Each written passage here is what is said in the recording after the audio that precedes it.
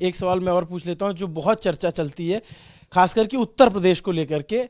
और उत्तर प्रदेश में हर दूसरे दिन जो वहाँ के चौराहे के चाणक्य हैं वो कभी कहते हैं कि मुख्यमंत्री बदल दिया जाएगा, तो अब वहाँ पावर कमज़ोर हो गई तो इसलिए नहीं बदल रहे।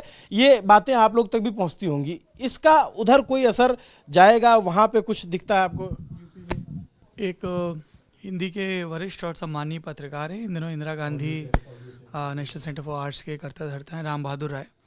वो एक पत्रिका निकाला करते थे। उस पत्रिका का जो शीर्षक था एक शब्द का, वो आपके इस लंबे और ज़रूरी सवाल का जवाब है। उस पत्रिका का शीर्षक था यथावत। जैसा है वैसे ही चलेगा, ऐसे जैसा चलता आ रहा है। क्योंकि कई बार जैसे होता है ना, शिगुफा छूटता है, 24 भारी है।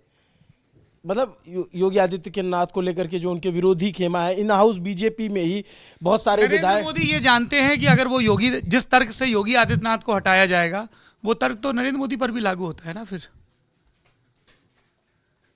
भाई जिम्मेदारी है तो सबकी है। नहीं, तो जैसे जिम्मेदारी वाली बात तो आप वो लोकसभा चुनाव की, अभी जैसे एक जाति के खांचे में बांधने की कोशिश की गई, प्लस जैसे इन्होंने एक्सपेरिमेंट किया, खट्टर को हटा दिया 9.5 साल बाद, नया मुख्यमंत्री लेकर आए, तो इस तरीके की जो बातें हैं। योगी आदित्यनाथ मनोहर लाल खट्टर नहीं है।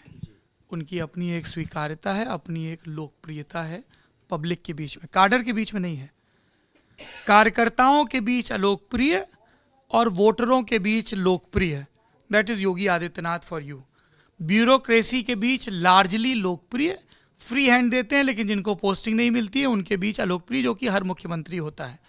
तो विधायकों, अगर विधायकों से आप आज वोट करा लो, केशव मौर्य के आसपास नहीं लगेंगे योगी आदित्यनाथ जी। विधायकों के बीच लोकप्रियता, वो भाई साहब कल्चर है ना।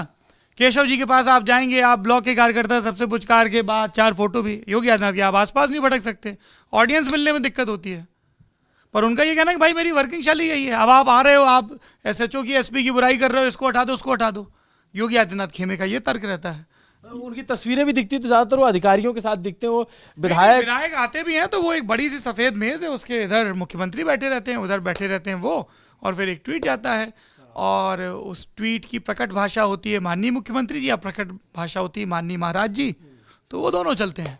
पर यूपी में अभी जी योगी आदित्यनाथ वर्सेस केशव प्रसाद मौर्य का अगर इस पैमाने पे आंकना हो, तो योगी आदित्यनाथ उस तरह से संगठन के व्यक्ति नहीं है जिस तरह से संगठन के व्यक्ति या पार्टी के व्यक्ति केशव प्रसाद मौर्य हैं या दूसरे नेता हैं।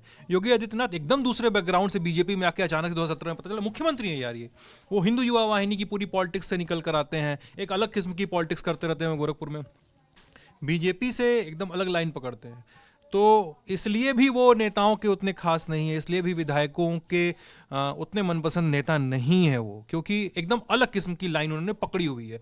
और चूंकि संगठन में काम करना है, ये सुनना है, सुनाना है, बात पहुंचाना है, टिकट कटवाना है, टिकट लगवाना है, इस तरह की बातों को संगठन के नेता ज़्यादा एंटरटेन करते हैं। इसलिए केशव प्रसाद मौर्य ज़्यादा एंटरटेनिंग फेस हैं यूपी की पॉलिटिक्स में, खासकर बीजेपी के बीच में। मतलब to be put it in a very crude way, लेकिन सही पैमाना यही होगा इन दोनों की लोकप्रियताओं को नापने का।